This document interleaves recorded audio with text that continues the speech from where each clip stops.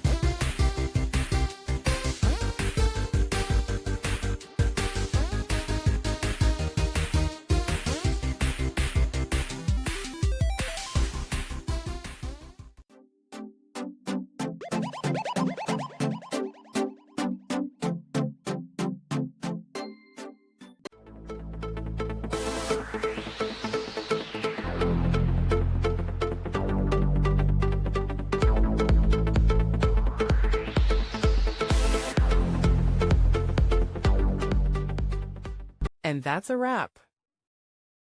I hope you found the answer you were looking for. If you did, take a second to hit that subscribe button. It really helps out. And let me know in the comments which solution worked best for you. See you next time in the debug zone.